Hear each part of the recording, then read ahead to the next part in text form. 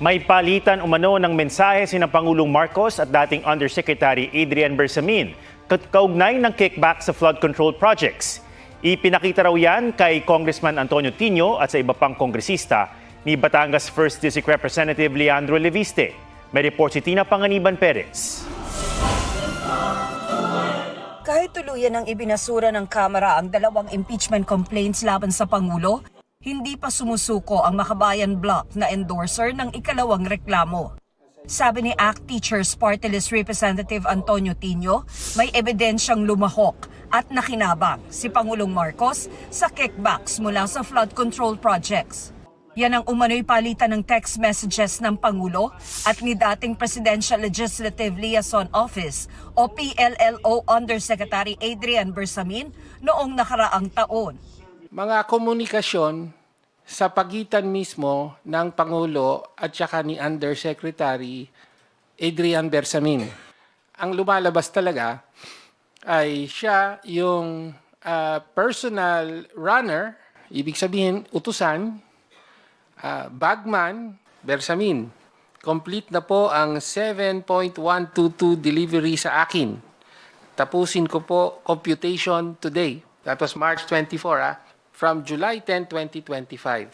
Ito nga yung nagpapaabot si Bersamin na meron pong cash delivery. Dadalhin natin sa 2 billion, dadalhin sa Nara residence. Okay? At ang sabi naman ng Pangulo, quote, sasabihan ko si June Baris. Quote. Matatanda ang si Bersamin ang itinuro noon ni dating Congressman Zaldico na nagkumpirma sa kanyang may pinapa-insert umanong 100 billion pesos si Pangulong Marcos sa budget.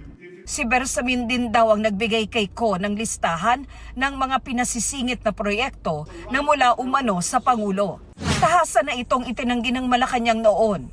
Ayon pa kay Tino, pwedeng ibangga ang umano'y text messages sa pahayag noon ni dating DPWH Undersecretary Roberto Bernardo. I-correlate natin ito dun sa salaysay naman ni Bernardo na in March, meron siyang kinomplete na mga deliveries including one delivery of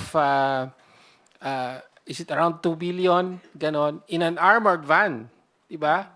Sabi ni Tino, nakarating din kay Congressman Edgar Erice at iba pang kongresista ang palitan ng mensahe. Ang nagpakita raw ng messages, si Batangas 1st District Representative Leandro Leviste.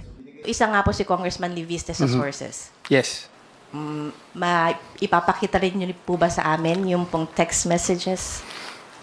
Ako? Apa. Well, you know, it's better that, for example, Congressman Leviste be the one. Bakit? Because he can explain the provenance of these records. Siya ang mas makakapagpaliwanag kung paano napasakamay sa niya ang mga records na ito. Sinubukan ng GMA Integrated News na kumpirmahin ito kay Leviste.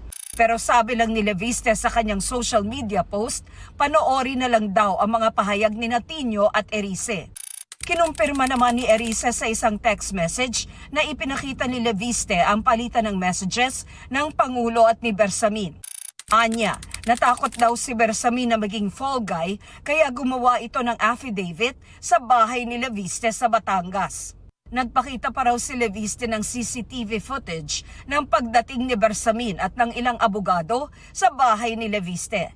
Pinag-aaralan daw ng grupong Makabayan kung paano pa magagamit bilang ebidensya ang text messages. Hinahamon natin ang Office of the Ombudsman, gayon din ang kapulungan na ito.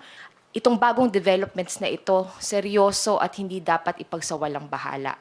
Giit naman ang Malacanang, walang katotohanan ang mga ibinabato ngayon sa Pangulo na mula raw sa mga nais magpatalsik sa kanya.